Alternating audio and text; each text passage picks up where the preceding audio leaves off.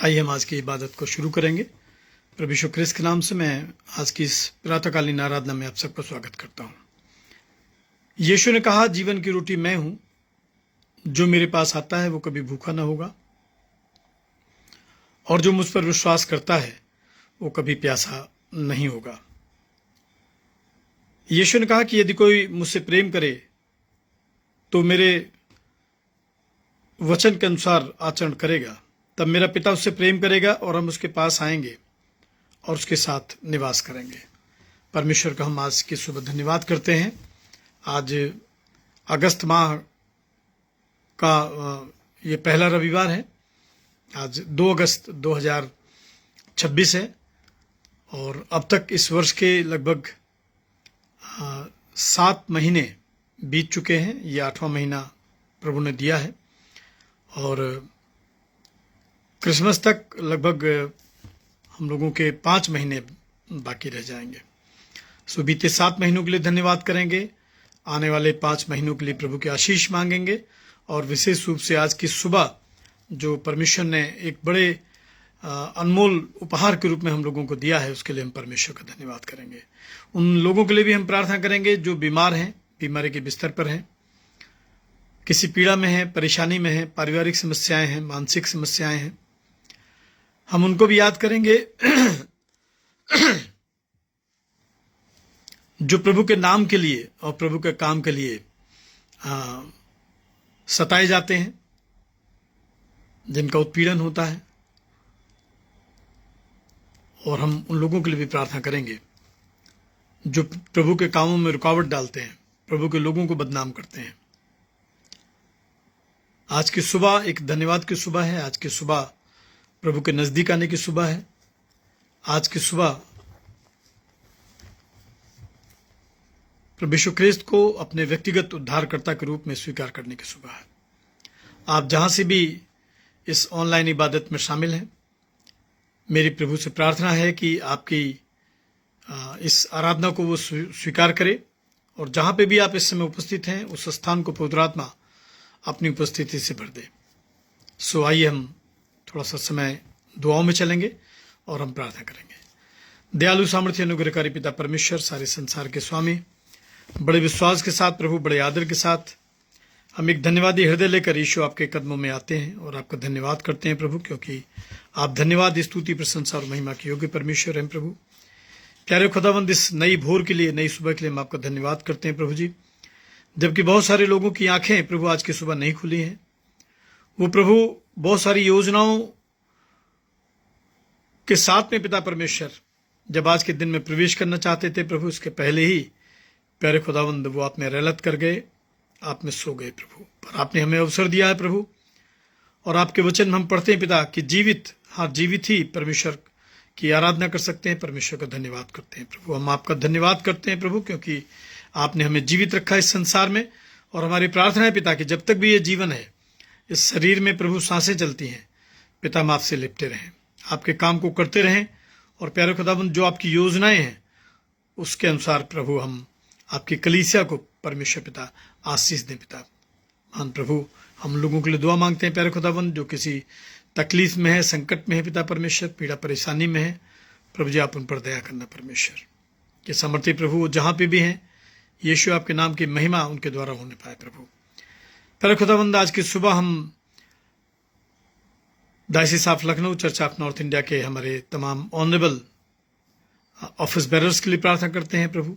तमाम पासबानों के लिए, इंस्टीट्यूशन हेड के लिए, तमाम कलीसियाओं के लिए दुआ करते हैं प्यारे खुदाबंद, और आपके आशीष मांगते हैं प्रभु। चर्च ऑफ नॉर्थ इंडिया के honourable moderator, the most reverend doctor Paritosh Canning के लिए दुआ करते हैं प्रभु। डिप्टी मॉडरेटर के लिए the right reverend Silvanus Christian के लिए पिता परमेश्वर। प्यारे खुदाबंद, हम दुआ मांगते हैं हमारे चर्च ऑफ नॉर्थ इंडिया के जनरल सेक्रेटरी पिता परमेश्वर, the reverend doctor DJ Ajit Kumar के लिए प्रभु। मिस्टर सुब्रता गुराई प्रभु, जो कोषाध्यक्ष है प्रभु, सब पर आपकी आशीष हो। प्यारे खुदाबंद, हम दुआ करते हैं उन तमाम लोगों के लिए प्रभु जो आज की सुबह इस इबादत में शामिल होते हैं प्रभु जी, उन पर दया करना, उनको आशीष देना प्रभु। हमारे हृदय को खोलना परमेश्वर, कि हम आपके वचन को ग्रहण करने पाए प्रभु। पिता परमेश्वर, हम इस संपूर्ण आराधना को प्रभु आपके हाथों में सौंपते हैं और हमारी प्रार्थना है प्रभु जी, इस आराधना के द्वारा प्रभु आपके महिमा होने पाए। प्रभु हम सेंट पीटर्स चर्च लखनऊ की कलीसिया के लिए भी प्रार्थना करते हैं, हर एक घराने पर, हर एक परिवार पर प्रभु आपकी दया आशीष हो। जबकि प्यारे खुदाबंद, ये कलीसिया एक बड़े उत्पीड़न के साथ में गुजरी है प्रभु, इन्होंने प्रभु आपके कामों को प्रभु देखा है कि किस प्रकार से परमेश्वर लोगों ने आपके राज्य और काम को बिगाड़ा है परमेश्वर। पर हम विश्वास करते हैं प्रभु समय आने पर सब कुछ व्यवस्थित होगा, सब कुछ सुंदर होगा, सब कुछ अच्छा होगा। इस कलीसिया पर दया कीजिए पिता, इस कलीसिया को आशीष दीजिए। हम पति पत्नी प्रभु जब आपकी आराधना का संचालन करते हैं परमेश्वर पिता, आप हमारे भी साथ हों और प्रभु इस इबादत के द्वारा परमेश्वर हम आपके राज के सुसमाचार को बहुत सारे लोगों तक पहुंचाने वाले बन सकें प्रभु। प्यारे खुदाबंद, इस सप्ताह प्रभु जब बेटे विशाल का प्रभु लिथोट्रिप्सी हुआ, हम आपका धन्यवाद करते हैं प्रभु। किस एक प्रोसीजर में प्रभु आप मध्यस्थ रहे प्रभु, अपने फाइनेंस अवेलेबल कराया, डॉक्टरों को बुद्धि दी पिता परमेश्वर, जिन्होंने इस प्रोसीजर को कंप्लीट किया है प्रभु परमेश्वर। आज इस इबादत को हम आपके हाथों में सौंपते हैं। हमारे गीत, प्रार्थनाएं, वचन का पढ़ा और सुना जाना प्रभु जी आपकी महिमा के लिए हो प्रभु। आप बढ़े, हम घटे। जिनके शेष भागों समय में प्रभु आप हमारी सहायता मदद करें।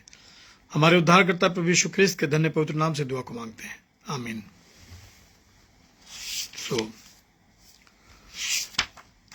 आज की इबादत का ही हम लोग पहला गीत मिलकर गाएंगे। आओ जग के लोग सभी, यीशु राजा बुलाता है। आओ जग के लोग सभी, यीशु राजा बुलाता है। आओ जग के लोग सभी, यीशु राजा बुलाता है। जग में जिसका स्थान नहीं है, जग में जिसका मान नहीं है, जग में जिसका स्थान नहीं है, जग में जिसका मान नहीं है। राज तुम्हें देने के लिए, राज तुम्हें देने के लिए, यीशु राजा बुलाता है। आओ जग के लोग सभी, यीशु राजा बुलाता है। जग में तुम हो भूखे मरते, जग में तुम हो प्यासे मरते, जग में तुम हो भूखे मरते, जग में तुम हो प्यासे मरते। भोजन जल अब मुफ्त में देने, भोजन जल अब मुफ्त में देने, यीशु राजा बुलाता है। आओ जग के लोग सभी, यीशु राजा बुलाता है। सिर पर कांटों का ताज निशानी, पसली से बहता लहू और पानी। सिर पर कांटों का ताज निशानी, पसली से बहता लहू और पानी। सीधे हाथ पसारे हुए, यीशु राजा बुलाता है। आओ जग के लोग सभी, यीशु राजा बुलाता है।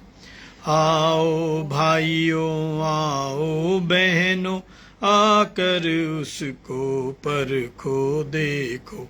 आओ भाइयों, आओ बहनों, आकर उसको परखो देखो। सारा बोझ उठाने के लिए, सारा बोझ उठाने के लिए, यीशु राजा बुलाता है। आओ जग के लोग सभी, यीशु राजा बुलाता है। हम लोग अपने विश्वास वचन को एक साथ मिलकर कहेंगे। नीकिया का विश्वास वचन।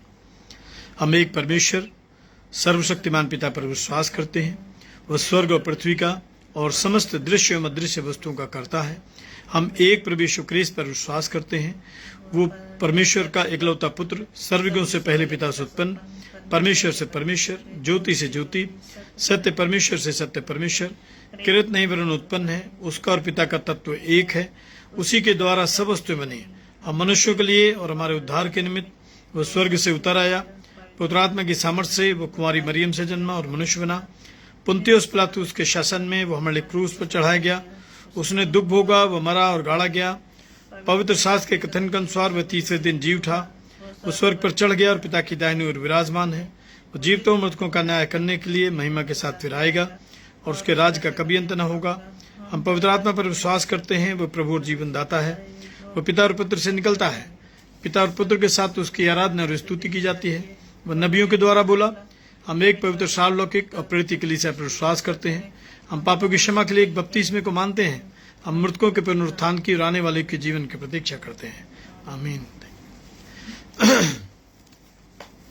पवित्र शास्त्र का पहला पाठ आराधना के क्रम में आइए हम सब सुनेंगे और चर्च सिस्टर मिसेज नीलू सिंह इसको पढ़ने में सहायता करेंगी। रोमियो की पत्री और उसका 9 अध्याय और पद 1 से 5 तक। रोमियो की पत्री उसका 9 अध्याय पद 1 से 5 तक। मैं मसीह में सच कहता हूँ, झूठ नहीं बोलता, और मेरा विवेक भी पवित्र आत्मा में गवाही देता है कि मुझे बड़ा शोक है और मेरा मन सदा दुखता रहता है, क्योंकि मैं यहाँ तक चाहता था कि अपने भाइयों के लिए जो शरीर के भाव से मेरे कुटुंबी हैं, आप ही मसीह में श्रापित हो जाता। वे इस्राएली हैं और ले पालकपन का हक और महिमा और वाचा और व्यवस्था और उपासना और प्रतिज्ञाएं उन्हीं की हैं। पुरखे भी उन्हीं के हैं और मसीह भी शरीर के भाव से उन्हीं में से हुआ, जो सब के ऊपर परम परमेश्वर युगान युग धन्य है। आमीन। आमीन। ये परमेश्वर का जीवित वचन है। परमेश्वर का धन्यवाद हो। आइए हम सब मिलकर एक और गीत गाएंगे। परम पिता की हम स्तुति गाएं। वही है जो बचाता हमें। परम पिता की हम स्तुति गाएं, वो ही है जो बचाता हमें। परम पिता की हम स्तुति गाएं, वो ही है जो बचाता हमें। सारे पापों को करता क्षमा, सारे रोगों को करता चंगा। परम पिता की हम स्तुति गाएं, वो ही है जो बचाता हमें। धन्यवाद दें उसके आंगनों में, आनंद से आए उसके चरणों में। धन्यवाद दें उसके आंगनों में, आनंद से आए उसके चरणों में। संगीत गा कर खुशी से मुक्ति की चट्टान को जय ललकारें। परम पिता की हम स्तुति गाएं, वो ही है जो बचाता हमें। वो ही हमारा है परम पिता, तरस खाता है सर्व सदा। वो ही हमारा है परम पिता, तरस खाता है सर्व सदा। पूरब से पश्चिम जितनी दूर, उतनी ही दूर के हमारे गुनाह। परम पिता की हम स्तुति गाएं, वो ही है जो बचाता हमें। माँ की तरह उसने दी तसल्ली, दुनिया के खतरों में छोड़ा नहीं। माँ की तरह उसने दी तसल्ली, दुनिया के खतरों में छोड़ा नहीं। खालिस दूध कलाम का दिया और दी हमेशा की जिंदगी। परम पिता की हम स्तुति गाएं, वो ही है जो बचाता हमें। चरवाहे की मानिंद ढूंढा उसने, पापों की कीच से निकाला हमें। चरवाहे की मानिंद ढूंढा उसने, पापों की कीच से निकाला हमें, हमको बचाने को जान अपनी दी, ताकि हाथ में हम उसके रहें, परम पिता की हम स्तुति गाएं। वो ही है जो बचाता हमें, घोंसले को बार बार तोड़कर उसने, चाह कि सीखे हम मुड़ना उससे, घोंसले को बार बार तोड़कर उसने, चाह कि सीखे हम मुड़ना उससे, पैरों पर उठाया उकाब की तरह, ताकि हमको चोट न लगे, परम पिता की हम स्तुति गाएं। वो ही है जो बचाता हमें। आइए दुआ करेंगे, और इसके पहले हम सुसमाचार का पाठ सुनेंगे जो हमें मिलेगा मत्ती की इंजील और उसका 14वां अध्याय और पद 13 से 21 पद तक। The gospel according to Saint Matthew chapter 14 beginning verse 13 till verse 21। प्रभु यीशु ख्रिस्त का पवित्र सुसमाचार यहाँ इस प्रकार से लिखा है। जब यीशु ने यह सुना तो वो नाव पर चढ़कर वहां से किसी सुनसान जगह को एकांत में चला गया।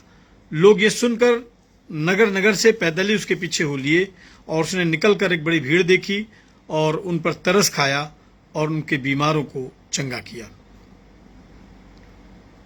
जब सांझ हुई तो उसके चेलों ने उसके पास आकर कहा कि यह सुनसान जगह है और देर हो रही है, लोगों को विदा किया जाए कि वे बस्तियों में जाकर अपने लिए भोजन मोल लें। पर यीशु ने उनसे कहा कि उनका जाना आवश्यक नहीं, तुम ही इन्हें खाने को दो। उन्होंने उसे कहा कि यहां हमारे पास 5 रोटी और 2 मछलियों को छोड़ और कुछ भी नहीं है। उसने कहा कि उनको यहां मेरे पास लाओ। तब उसने लोगों को घास पर बैठने को कहा और उन 5 रोटियों 2 मछलियों को लिया और स्वर्ग की ओर देखकर धन्यवाद दिया और रोटियां तोड़कर चेलों को दी, और चेलों ने उनको, और जब सब खाकर तृप्त हो गए तो चेलों ने बचे हुए टोकरों से भरी हुई 12 टोकरियां उठाईं, और खाने वाले स्त्रियों और बालकों को छोड़कर 5000 पुरुष के लगभग थे। ये हमारे उद्धारकर्ता प्रभु यीशु ख्रिस्त का पवित्र सुसमाचार है। हे प्रभु यीशु, आपकी महिमा हो। आइए हम दुआ करेंगे, पर एक छोटा सा कोरस हम गाते हैं। तेरी इच्छा पूरी हो जाए, हाथों में तेरे जीवन है ये, मैं मिट्टी हूँ तू है कुम्हार, मुझको उठा मुझको बना। मैं मिट्टी हूँ तू है कुम्हार, मुझको उठा मुझको बना। प्यारे खुदाबंद, हम आपकी हुजूरी में प्रभु, और इस पवित्र संदेश को पिता हम आपके हाथों में सौंपते हैं। प्रभु, वचन आपका है, संदेश आपका। प्रभु, आपका खादिम पिता परमेश्वर आपके लोगों के साथ में बातचीत करता है इस कलाम के वसीले से। प्रभु, आप अगुवाई करें, पवित्र आत्मा का अभिषेक दीजिए। प्रभु, पवित्र आत्मा उंडेलिए प्रभु कि जो संदेश, जो वचन, जो शिक्षा आप देना चाहते हैं प्रभु, हम उसके योग्य बन सकें, उसको ग्रहण कर सकें, और उसको प्रभु हम मरते दम तक लोगों के बीच में गवाही के रूप में बता सकें। प्यारे खुदा, जो भाई बहन परिवार के लोग प्रभु इस पवित्र सुसमाचार की इबादत में ऑनलाइन जुड़े हैं, हर एक घराने, हर एक परिवार पर प्रभु आपकी आशीष मांगते हैं। बोलने वाले आप हम प्रभु, हम सुन सकें, स्वीकार कर सकें, और इस वचन के द्वारा परमेश्वर हम आचरण कर सकें, ऐसा वरदान देना। हमारे उद्धारकर्ता, हमारे मुंजी प्रभु यीशु मसीह के नाम से दुआ को मांगते हैं, आमीन। सो आप सबको जय मसीह की। और एक बहुत बाइबल का पॉपुलर प्रसंग है, वो मैं आपके साथ आज शेयर कर रहा हूँ, जो मत्ती की इंजील और उसका 14 अध्याय और पद 13 से 21 तक में मिलेगा। और ये बहुत पॉपुलर है, बहुत मशहूर है। ये लोगों ने संसार को देखा है, संसार के लोगों को देखा है, संसार की समस्याओं को देखा है, घटी कमियों को देखा, अभाव को देखा है, लोगों के बदलते स्वरूप को देखा है, छल फरेब को देखा है। लेकिन जब ये कलाम आप पढ़ते हैं तो इसमें लोगों ने खुदा को भी देखा है। और जब खुदा को देखा है तो ये सारी चीज़ें जो भी मैंने आपको बताई हैं, अभाव है, घटी कमियां हैं, फरेब है, चालाकी है, धोखा है, ये सारी चीज़ें रिवर्स हुई और ये सारी चीज़ें ब्लेसिंग में कन्वर्ट हो गई। सो जो आज का विषय है वो है God's abundant grace and compassion for all. God's abundant grace and compassion for all. परमेश्वर का जो अनुग्रह है या परमेश्वर की जो दया है, परमेश्वर का जो हमारे जीवन पे उपकार है, वो सबके लिए है और बहुतायत से है सबके लिए। ये हमारा आज का विषय है और मैं इसी पे आपसे बातचीत कर रहा हूँ। और जब मैं इस वचन को मुझे प्रचार करते मुझे लगता है कि कम से कम 27 साल क्या और 32 साल हो गए अगर मेरी ट्रेनिंग को भी हम लोग इसको बहुत इंपॉर्टेंट सब्जेक्ट है ये। हर मसीह को पढ़ना चाहिए, हर उस इंसान को पढ़ना चाहिए, जानना चाहिए जो यीशु के नाम पे विश्वास करता है, जो ईश्वरीय आस्था में विश्वास करता है, जो ईश्वरीय व्यवस्था के अनुसार आचरण करता है, जो ये जानता है कि संसार में कुछ भी हमारे जीवन में जो मेटेरियलिस्टिक थिंग्स हैं ये परमानेंट नहीं है, भौतिक वस्तुएं परमानेंट नहीं है। और इसीलिए हमें जो हमारा अट्रैक्शन होना चाहिए, इंटेंशन होना चाहिए, हमारा झुकाव लगाव जो होना चाहिए वो संसार की तरफ नहीं स्वर्ग की तरफ होना चाहिए निश्चित रूप से। और मैं इसका एक बिब्लिकल रेफरेंस आपके साथ शेयर कर रहा हूँ। पहला यूहन्ना और उसका दूसरा अध्याय निकालेंगे। पहला यूहन्ना और उसका 2 अध्याय जो मैं आपको कहना चाहता हूँ कलाम से देखेंगे। पहला यूहन्ना और उसका 2 अध्याय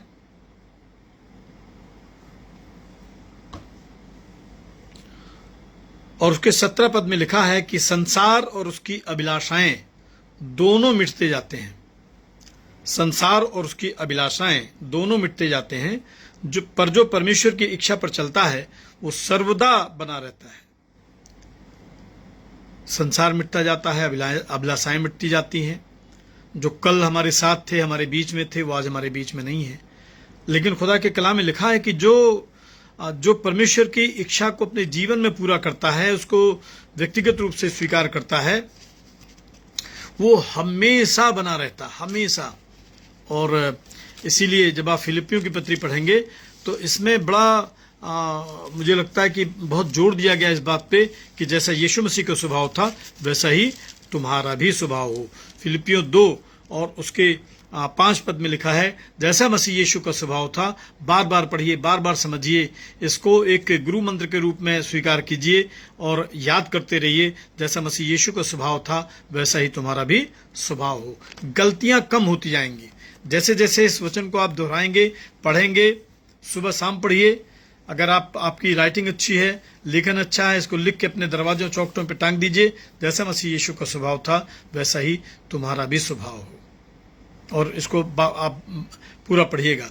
तो यीशु मसीह के नाम से हम मसीही लोग कहलाते हैं, हम विश्वासी लोग कहलाते हैं, हम क्रिश्चियंस कहलाते हैं। और इसलिए हमारा झुकाव, हमारा लगाव और हमारा आचरण जो है वो मेटेरियलिस्टिक नहीं होना चाहिए, बिब्लिकल होना चाहिए, भौतिक वस्तुओं की तरफ नहीं होना चाहिए, वो परमेश्वर के वचन के अनुसार होना चाहिए। और मैंने अभी आपको आज का विषय बताया है कि परमेश्वर का जो अनुग्रह है या परमेश्वर की जो दया है वो सबके लिए है और भरपूरी के साथ में सबके लिए है। परमेश्वर किसी से कोई भी अच्छी वस्तु कभी रोकता नहीं है। ऐसा वचन में खुदा के लिखा है कि वो कोई भली वस्तु अपने लोगों से कभी भी रोकता नहीं है। इसीलिए यीशु ख्रिस्त ने कहा कि पहले परमेश्वर के धर्म और राज्य की खोज करो तो ये सारी वस्तुएं तुम्हें मिल जाएंगी। पहले परमेश्वर के धर्म और राज्य की खोज कर लो तो ये सारी वस्तुएं तुम्हें मिल जाएंगी। ये आपको मिलेगा मत्ती की इंजील उसका 6 अध्याय और उसके 33 पद में लिखा हुआ है। मत्ती 6 और 33 में 33 पद में लिखा है कि इसलिए पहले तुम परमेश्वर के राज्य और उसके धर्म की खोज करो तो ये सब वस्तुएं भी तुम्हें मिल जाएंगी। ये सब वस्तुएं भी तुम्हें मिल जाएंगी। और ये कितना जरूरी चैप्टर है, ये कितनी जरूरी बात है।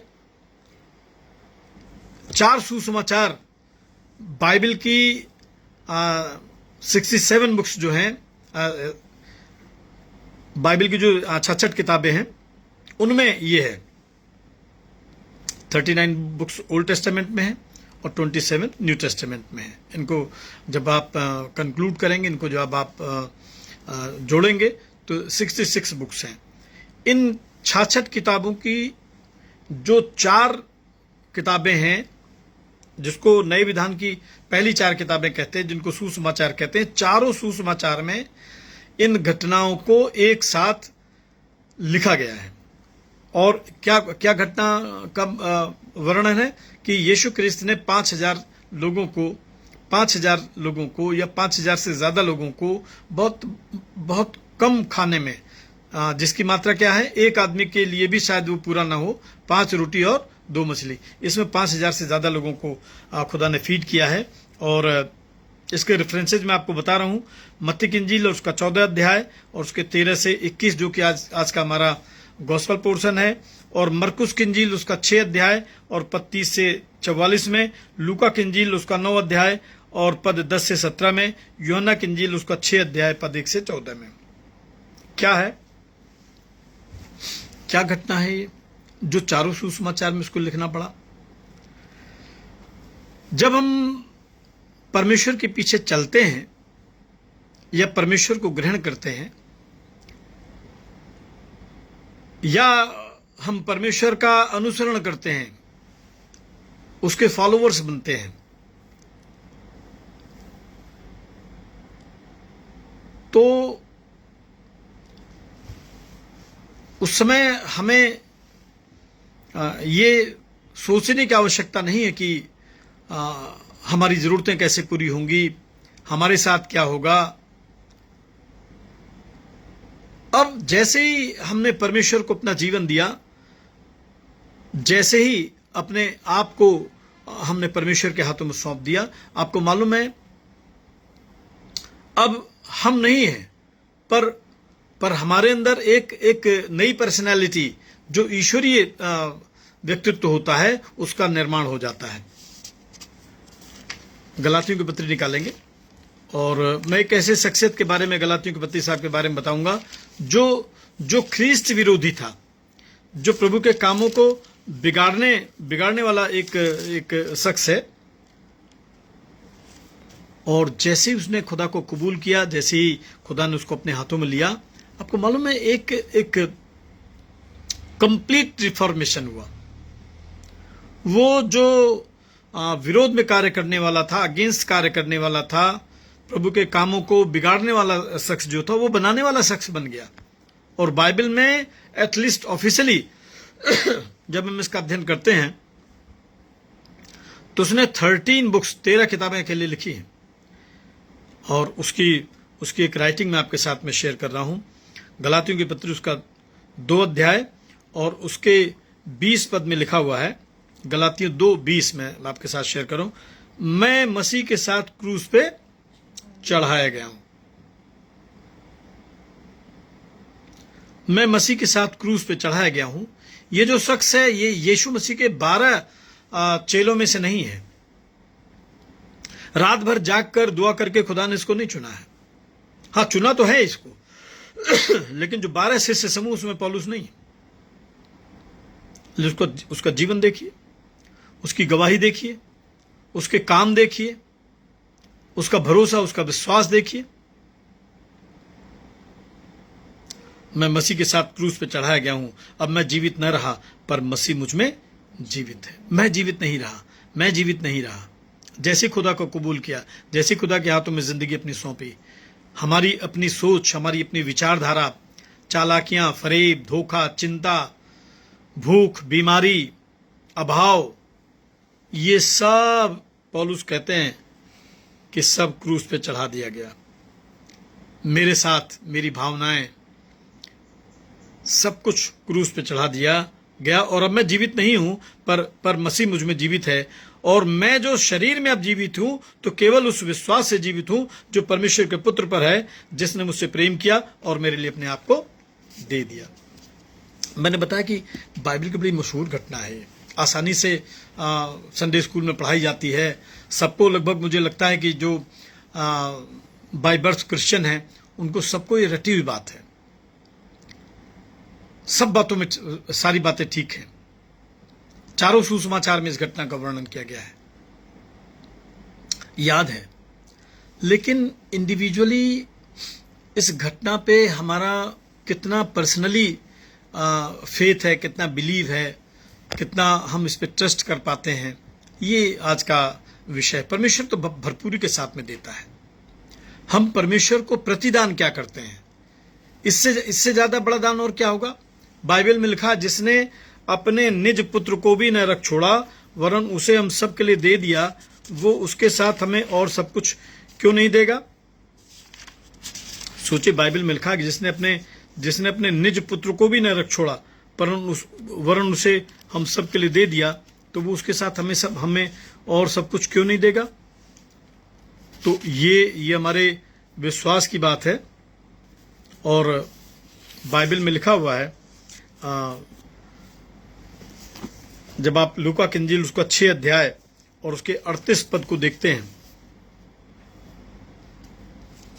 लूका 6:38 जब आप देखते हैं तो उसमें लिखा हुआ है, दिया करो तो तुम्हें भी दिया जाएगा और तुम्हारी गोद में भी पूरा पूरा नाप दबा दबा कर हिला हिला कर उभरता हुआ डालेंगे क्योंकि जिस नाप से तुम नापते हो उसी नाप से तुम्हारे लिए भी नापा जाएगा। जिस नाप से तुम नापते हो उसी नाप से तुम्हारे लिए भी नापा जाएगा। एक देने का मुझे लगता है कि मेजरमेंट होता है। हर आदमी सोचता है कि हम उतना ही दें जिसमें हमें अभाव ना हो। वो पहले अपने बारे में सोचता है और इसके बाद वो अंशदान निकालता है या इसके बाद में वो कुछ देने का प्रयास करता है। लेकिन बाइबल कहती है कि जिसने अपने निज पुत्र को भी न रख छोड़ा वो उसे हम सबके लिए क्यों नहीं देगा? और यूहन्ना की इंजील उसका 3 अध्याय उसके 16 पद में लिखा है, और परमेश्वर ने जगत से ऐसा प्रेम किया कि उसने अपना इकलौता पुत्र यीशु क्रिस्त दे दिया ताकि जो कुछ पर विश्वास करे वो नाश न हो परंतु अनंत जीवन पाए। रोमियो की पत्री 8 अध्याय उसके 32 पद में लिखा है, रोमियो 8:32 में लिखा है, जिसने अपने निज पुत्र को भी न रख छोड़ा। ये मुझे लगता है कि आज हमें याद करना चाहिए इस चीज को।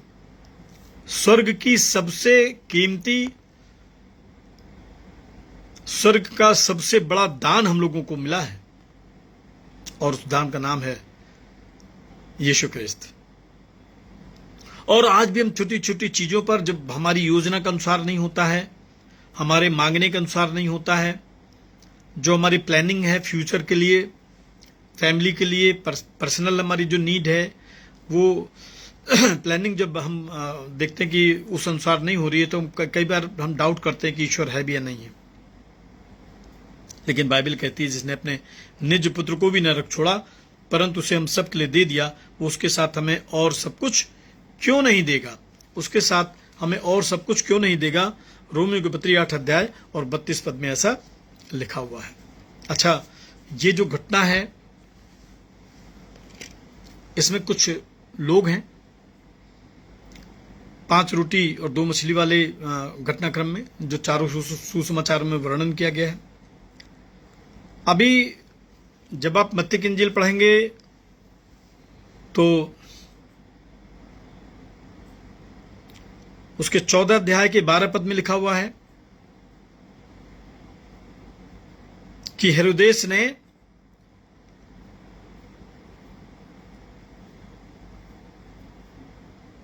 हेरोदियास की बेटी ने उत्सव में नाच दिखाकर हेरोदेस को खुश किया और उस खुशी में जो मांगा है वो क्या मांगा है कि यूहन्ना बपतिस्मा देने वाले का सिर थाल में, किसी प्लेट में, थाल में मुझे मंगा के ही दे। राजा दुखी था, ऐसा नहीं करना चाहिए, किसी नबी को मारना नहीं चाहिए लेकिन वो चूंकि वचन हार गया था और इसलिए उसने लोगों को भेज के, बाइबल में लिखा है यूहन्ना 14:10 में, उसने जेल खाने में लोगों को भेजकर यूहन्ना का सिर कटवा दिया और सिर थाल में लाया गया और लड़की को दिया गया जिसे वो अपनी मां के पास लाई। तब यूहन्ना के चेले आए और उसके शव को ले जाकर गाड़ दिया और जाकर यीशु को समाचार दिया। ये यूहन्ना बपतिस्मा देने वाला आपको कौन है? जकरिया और एलिशिबा, यानी एक प्रीस्टली फैमिली का ये बच्चा है और यीशु मसीह का ये कजन है, यीशु मसीह से 6 महीने बड़ा है, जिसने यीशु मसीह के आने से पहले लोगों में पाप से मन फिराव की मनादी की, यीशु ख्रिस्त के विषय में बताया कि वो जो शख्स है जो आग और पानी से तुम्हें बपतिस्मा देगा वो आने वाला है और उसमें जूते के बंद खोलने लायक भी नहीं हूं।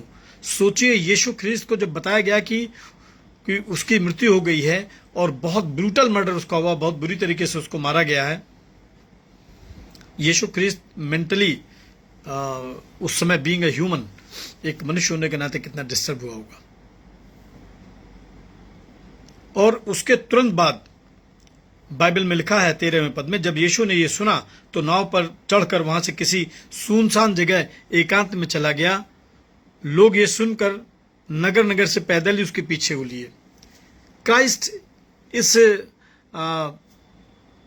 कंडोलेंस को, इस शोक को, एक ऐसा नुकसान हो गया था जिसकी भरपाई नहीं की जा सकती है, इस समय को क्राइस्ट मुझे लगता है कि अकेले किसी एकांत स्थान पर गुजारना चाहता था। लेकिन जो लोग हैं जिनको नीड है, जिनको आवश्यकता है, उन्होंने क्राइस्ट के इस समय को भी लिया और किसी ने भी ये नहीं सोचा कि प्रभु के ऊपर क्या गुजरती होगी और प्रभु क्या सोचता होगा।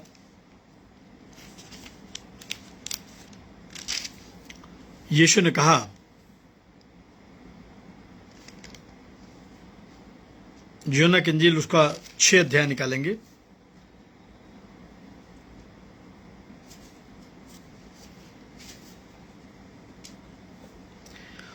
और उसके 26 पद को देखेंगे। जॉन 6:26 क्या लिखा है? यीशु ने उन्हें उत्तर दिया, मैं तुमसे सच सच कहता हूं। यूहन्ना की इंजील उसका 6 अध्याय उसके 26 पद में लिखा है, यीशु ने उत्तर दिया, मैं तुमसे सच सच कहता हूं, तुम मुझे इसलिए नहीं ढूंढते हो कि तुमने आश्चर्य कर्म देखे हैं, परंतु इसलिए कि तुम रोटियां खाकर तृप्त हुए, कि तुम रोटियां खाकर तृप्त हुए। और बहुत ही गहरा संदेश यहां पे क्राइस्ट ने शेयर किया। उसने कहा कि नाशवान भोजन के लिए परिश्रम ना करो। यीशु कह रहा कि जो तुम मुझसे मांगने आ रहे हो वो मेटेरियलिस्टिक है, वो आज तुम्हारे पास है, अगर मैं दे भी दूंगा तो कल के तुम्हारे पास वो नहीं रहेगा,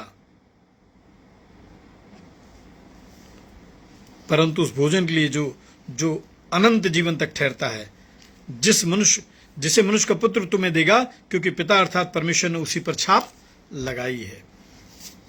यीशु अकेला रहना चाहता है, भीड़ अपने कामों से उसके पीछे पीछे है, और खुदा ने जब उस बड़ी भीड़ को देखा तो कलाम में लिखा है कि उन पर तरस खाया, उनके बीमारों को चंगा किया। इतने शोक में भी, इतने दुख में भी, इतने आतंक और भय के वातावरण में भी परमेश्वर ने, प्रभु यीशु मसीह ने अपने पिता की इच्छा को, पिता की योजना को पूरा करने में मुझे लगता है कि पूरी शक्ति लगाई, और जिस काम से, जिस मकसद से वो आया था उसको उसने वहां पे पूरा किया। तो मैं आपको बता रहा था कि इस घटनाक्रम में कुछ पात्र हैं। पहला पात्र इसका यीशु मसीह है, दूसरा जो इसका कैरेक्टर है वो भीड़ है, और तीसरे जो इसके पात्र हैं यीशु मसीह के चेले हैं,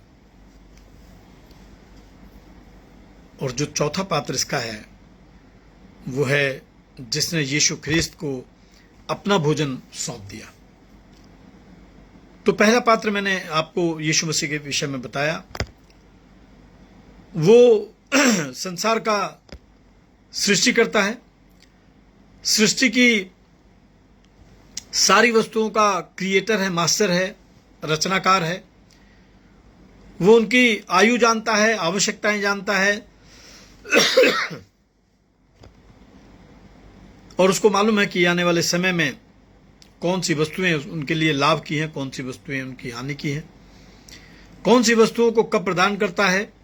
और इसीलिए मुझे लगता है कि सृष्टि में एक क्रम बनाया गया है, एक सिस्टम बनाया गया है, ऋतुएं बनाई गई हैं। जाड़ा है, गर्मी है, बरसात है ना? और एक ऋतु चक्र चलता है। मनुष्य गर्मी में सोचता है कि ठंड पड़ने लगे, ये पॉसिबल नहीं है। सर्दियों में मनुष्य सोचता है कि बहुत गर्मी पड़ने लगे, ये पॉसिबल नहीं है। परमेश्वर का अपना एक सिस्टम है, परमेश्वर का एक समय है। उसको मालूम है कि उसको क्या करना है और क्या देना है। यूहन्ना की इंजील उसका 6 अध्याय, ये सेम घटना 5 रोटी 2 मछली वाली यूहन्ना की इंजील में भी है। जरा सा देखेंगे।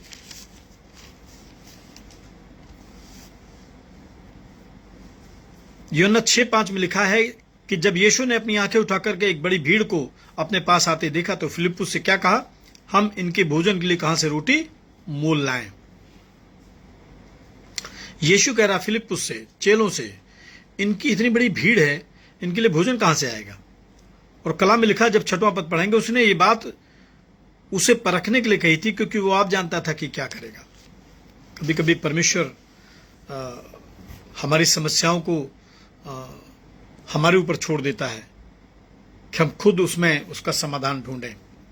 परमेश्वर को मालूम है कि वो समय पे क्या करेगा, पर परमेश्वर चाहता है कि हम उन समस्याओं में स्किल बने, ट्रेंड बने, उनको सुलझाना सीखें, उसको हैंडल करना सीखें।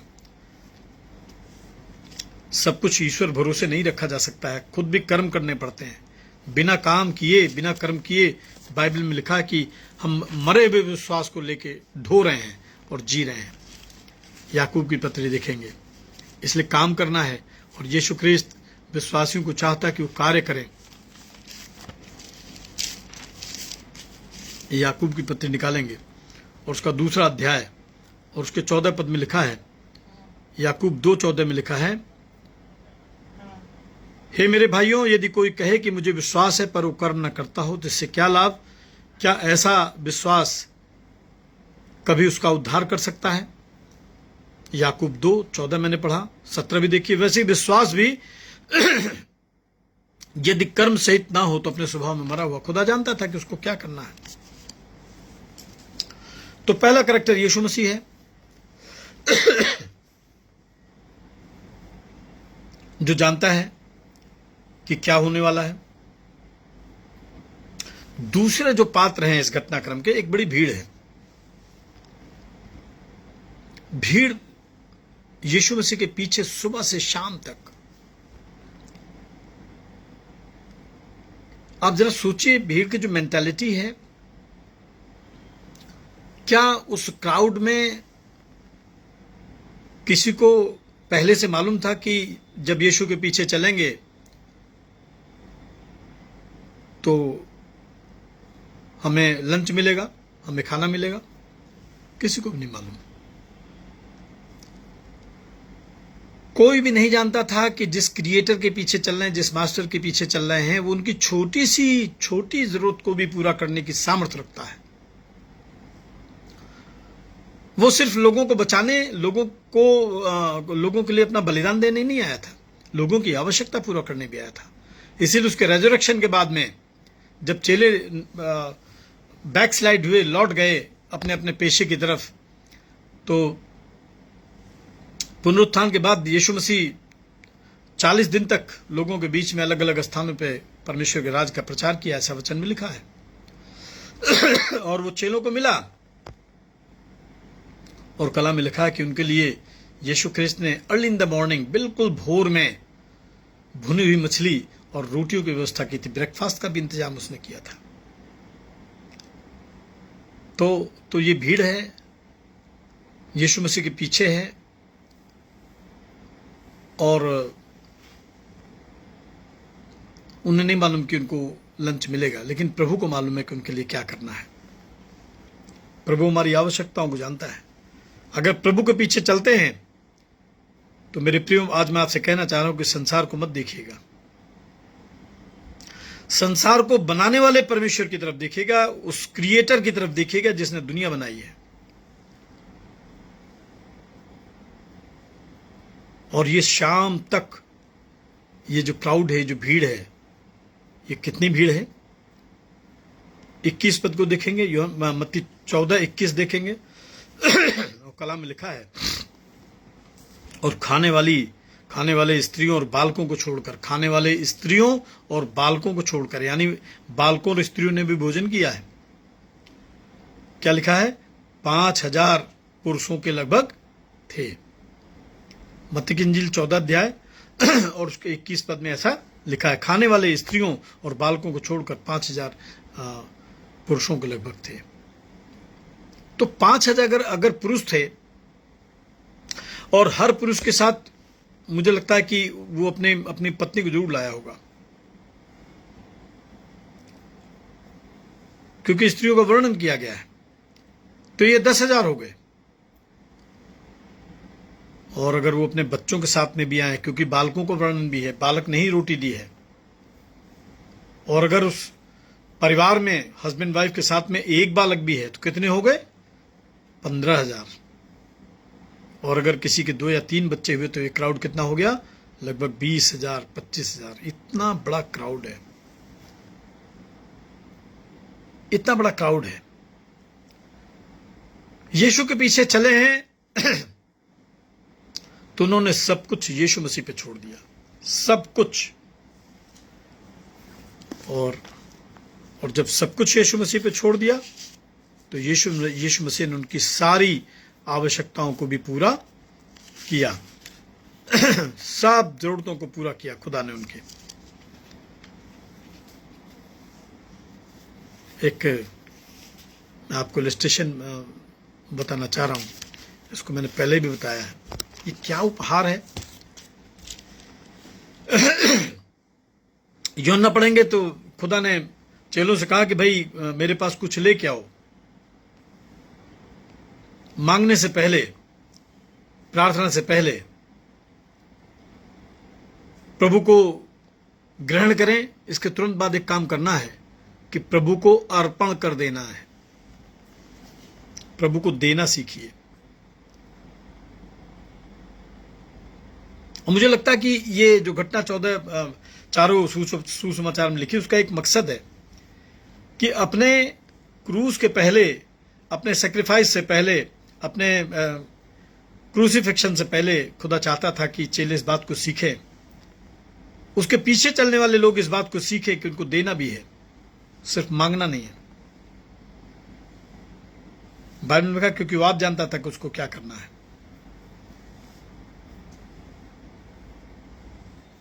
एक छोटे बच्चे के पास में उसकी मां का बर्थडे पे देने के लिए उसके पास कुछ भी नहीं था। एक परिवार है जहां पे बर्थडे सेलिब्रेशन हो रहा है और सुबह से गहमा गहमी है, सुबह से उत्सव का माहौल है और सभी कुछ न कुछ लेके आ रहे थे, सभी कुछ न कुछ उपहार ला रहे थे, दे रहे थे, बर्थडे के गीत गा रहे थे, सभी बड़े बिजी थे। और ऐसे में एक लगभग 5 साल का जो बच्चा है वो अपने बड़े भाई को, अपनी बहन को, अपनी मां को उपहार देते हुए देख रहा था। सभी अपनी योग्यता के अनुसार कुछ न कुछ दे रहे थे, लेकिन उस 5 साल के बच्चों को ये नहीं समझ में आ रहा था कि मैं अपनी मां को क्या दूं। और वो भी मन से चाहता था कि वो अपनी मां को कुछ गिफ्ट करे, कुछ उपहार करे। उसके पास अपनी मां को देने के लिए कुछ भी नहीं था और उसकी आंखों में आंसू थे। वो सोच रहा था कि मैं क्या दूं मां को। और एकाएक एक विचार उसके मन में आया, उसका चेहरा बिल्कुल चमक गया और वो तुरंत उसने पर्दे से अपने आंसुओं को पोंछा और दौड़कर किचन में गया और सबसे बड़ी थाली वो लेके आया अपनी मां के पास में और मेज पे रख दिया और थाली में बैठ गया। एक बड़ी थाली किचन से लाया वो लड़का, मां के सामने उसको रखा और उस थाली में खुद बैठ गया और बोला कि मां, आपको जन्मदिन पर देने के लिए मेरे पास कुछ नहीं है, इसलिए मैं अपने आप को, मैं खुद आपको दे रहा हूं। मां की आंखों में मेरे प्रिय आंसू आ गए। उसने बेटे को गले लगा लिया और बोली कि ये मेरे लिए बेटा आज का सबसे कीमती मेरे बर्थडे का उपहार है। मेरे प्रियो, जब प्रभु को देने के लिए आपके पास कुछ ना हो तो प्रभु को बताइए कि प्रभु मेरे पास देने के लिए आपके लिए कुछ भी नहीं है। मैं क्रूस से लिपटा रहूं, यही मेरी आस है। मुझे ले ले, मुझे बना और मुझे भेज जहां तू चाहे।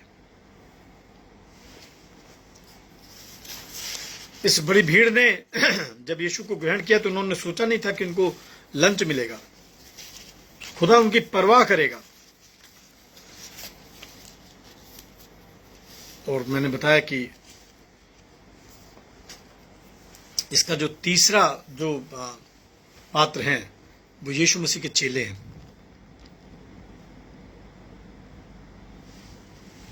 जब खुदा ने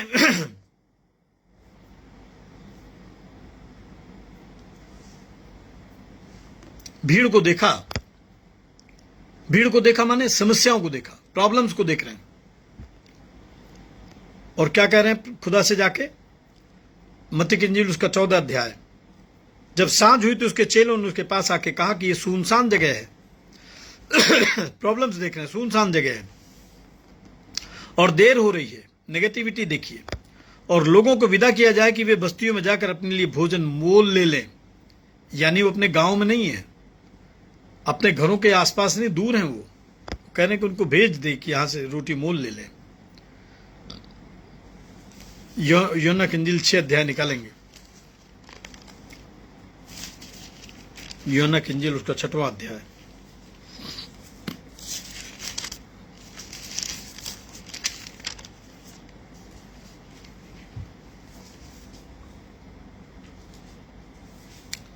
उसके 7वें पद में लिखा है,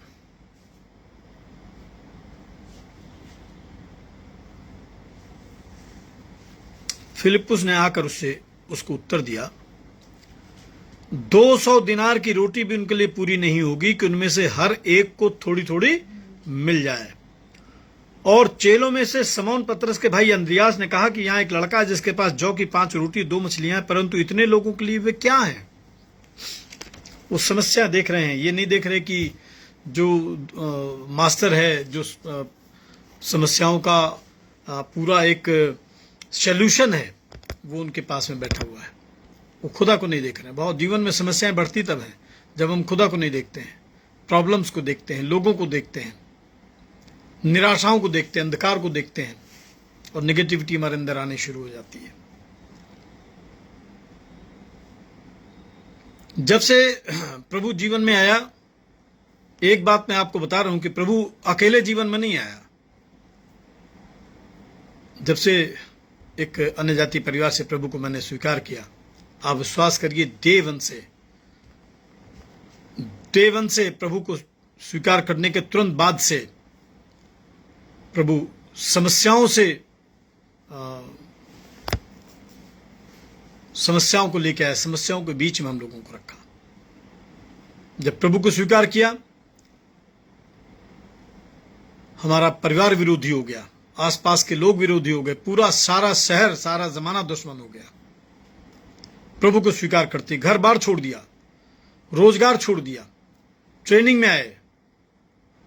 और ट्रेनिंग में मैं आपको लाइव बहुत सारी बातें नहीं कह सकता हूं, लेकिन मैं सिर्फ इतना ही कहना चाह रहा हूं कि ट्रेनिंग में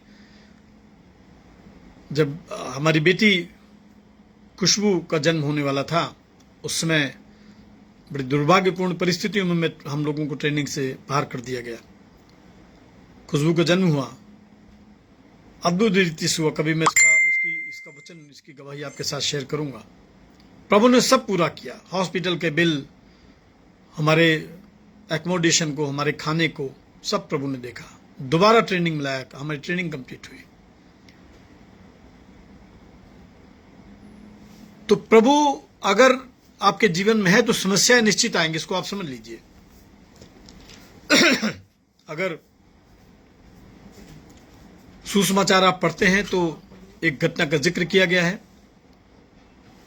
यीशु नाव में अपने चेलों के साथ में है और झील के पानी में नाव को चेले लेके चल रहे हैं। एकाएक बड़ा तूफान आया, बहुत बड़ा तूफान, इतना बड़ा तूफान, इतनी ऊंची लहरें, इतनी तेज हवाएं कि जो चेले 12 नाव में थे यीशु मसीह के साथ, तो चेले घबरा गए और सोते हुए गुरु को उन्होंने झिझोड़ के जगाया और कहा कि प्रभु, क्या तुझे हमारी परवाह नहीं की है? देख, हम डूबे जा रहे हैं। यीशु ख्रिस्त के रहने पे भी समस्याएं रहेंगी, ध्यान रखिए। और तब चेलों को यीशु ने कहा कि हे अल्पविश्वासियों, तुम्हारा विश्वास कहां है? तूफानों में, मझधारों में, अपमान में, अभाव में, अकेलेपन में, जब कोई आपके साथ खड़ा नहीं होता है, विश्वास रखिए यीशु आपके साथ रहता है। और उसने कहा कि शांत रहो, थम जाओ, और आपको मालूम है आंधी थम गई। मैंने बताया कि इस घटनाक्रम के कुछ पात्र हैं। पहला यीशु मसीह, उसके बारे में मैंने बताया। दूसरा वो भीड़ है।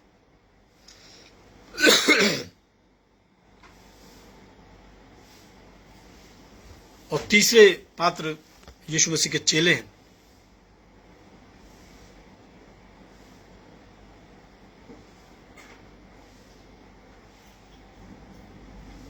चौथा पात्र एक है, जो अंतिम पात्र, मैं इसको बता के समाप्त करूंगा आज के संदेश को, और वो एक छोटा बच्चा है। समस्याओं के बीच में लगभग ऑफिशियली अगर आप देखें, बिब्लिकली अगर आप देखें, तो 5000 की भीड़ में जब ये पुकार हुई, यीशु ने कहा मेरे पास कुछ लेके आओ,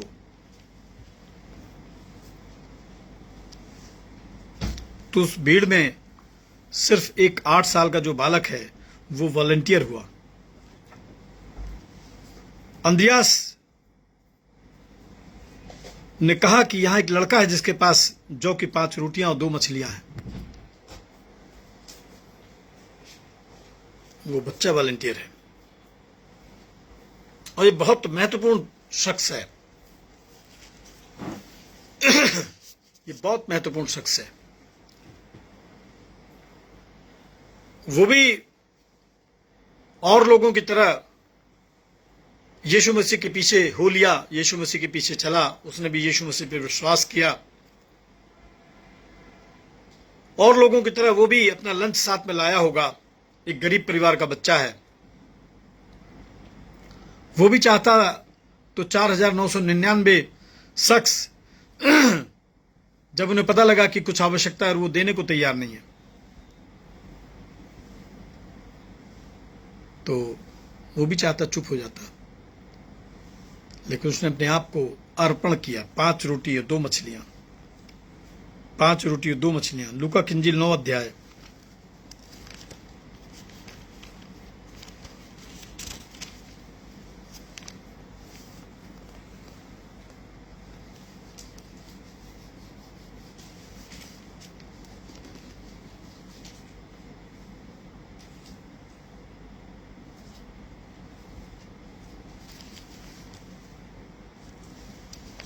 लूका की इंजील और 9 अध्याय।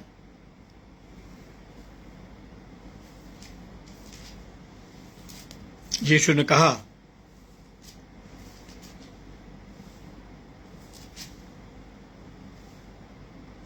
कि इन्हें 50-50 करके पंक्तियों में बैठा दो। इन्हें 50-50 करके पंक्तियों में बैठाओ। एक लाइन में 50 लोग। मरकुस 6 भी देखें, इसमें इस घटना के विषय में क्या लिखा है। मरकुस 6।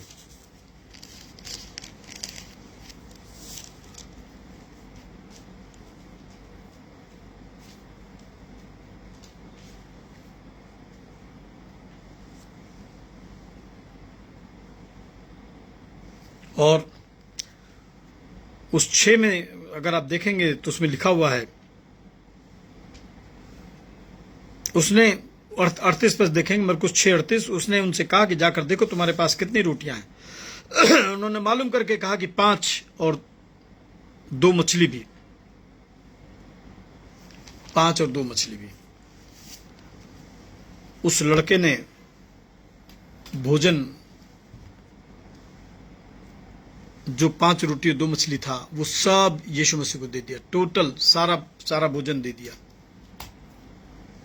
जिन्होंने नहीं दिया, ये संदेश उनके लिए था कि अगर वो खुदा को देते हैं तो खुदा किस तरीके से उसको अपने हाथों में लेता है, उसको इनहेंस करता है, उसको बढ़ाता है और उससे 5,000 से ज्यादा लोगों को भोजन कराता है। और जो भोजन आपने दिया था या जो दान आपने दिया था वो कम नहीं होता। इसके बाद भी जब रोटियां तोड़ी, बांटी गई, तो 12 टोकरे इसके बाद भी बचे।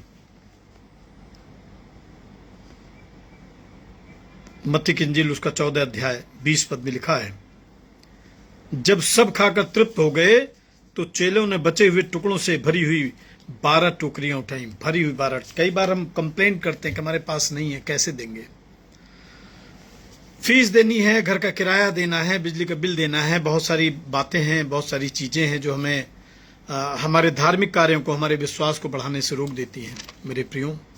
और ऐसा अक्सर होता है। और बहुत सारी चीजें हैं जो इस ऑनलाइन वर्शिप में मुझे नहीं बोलना चाहिए, इसलिए मैं नहीं बोल रहा हूं।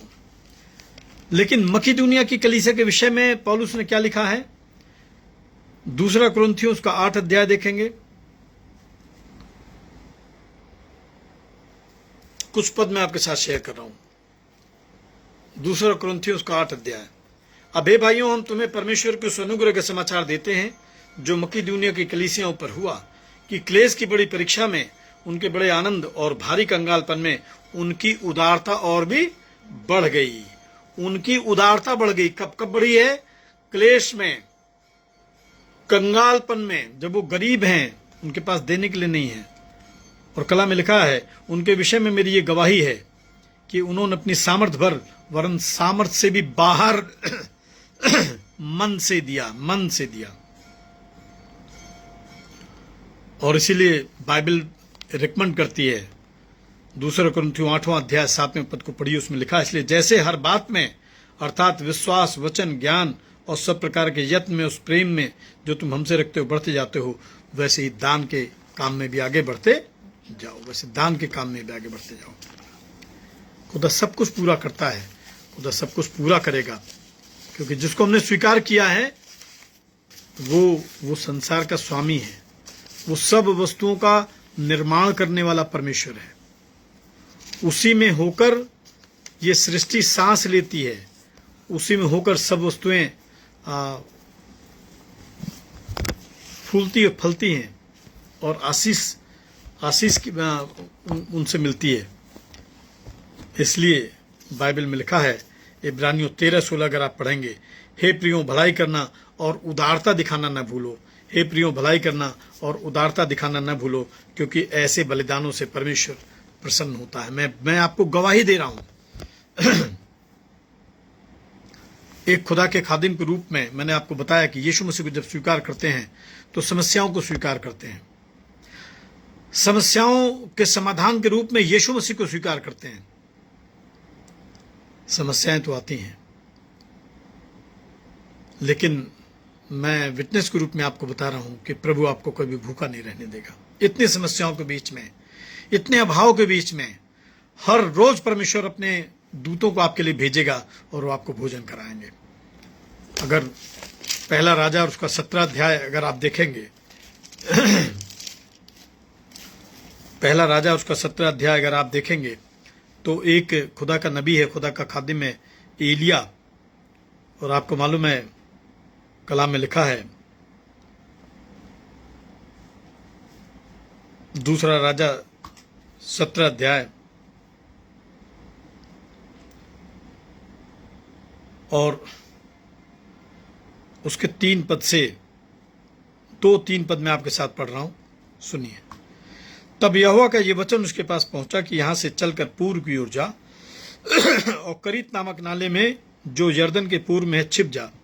उसी नाले का पानी तू पिया कर, और मैंने कौवों का आज्ञा दी है कि वे तुझे खिलाएं। यहोवा का ये वचन मानकर वो यर्दन के पूर्व में करीत नामक नाले में जाकर छिपा रहा, और सवेरे और सांझ को कौवे उसके पास रोटी और मांस लाया करते थे और वो नाले का पानी पिया करता था। बयाबान जंगल में, जहां कोई परिवार नहीं है, जहां कोई घर नहीं है,